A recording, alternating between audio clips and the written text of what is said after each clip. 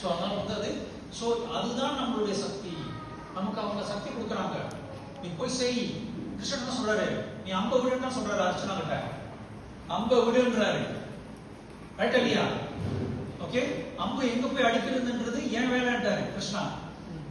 அம்பு நீ விடு அர்ஜுனா, அது எங்க போய் படுறதுன்னு ஏன் வேலைன்றாரு. அதன் போலவே நம்மளும் அம்பு விடணும். கிருஷ்ண நாமத்தை எடுத்து நம்ம வந்து சொல்லணும், நம்ம பிரச்சாரம் பண்ணணும். யார் மனசுல இறங்குது, யார் மனசுல இறங்கலன்றது கிருஷ்ணனுடைய வேலை, நம்ம வேலை. அதனால ஜெயம் வந்தாலும் கிருஷ்ணா தான், தோல்வி வந்தாலும் நமக்கும் அதுக்கும் ஜெயத்துக்கும் அந்த தோல்விக்கும் நமக்கு சம்பந்தமே இல்லை. அறவே நமக்கு வந்து அந்த சம்பந்தம். சில பேருடைய மனசு வந்து ஈரமான மனசா இருக்கும், எருவு உள்ள மனசா இருக்கும். அந்த மனசுல நம்ம வந்து போய் அந்த பிரச்சனை சொன்னோம்னா பக்தி துருக்கும். நான் சொல்றது புரியுதுங்களா? அப்படின்னா எங்களுக்கு வந்துருக்கேன், அதனால என் தமிழ் கொஞ்சம் டிஃப்ரெண்டா இருக்கும். ஓகே ஓகே, அப்ப பக்தி வந்து துளிர்க்கும்.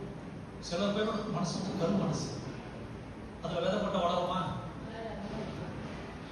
அது நம்ம மேல தப்பா?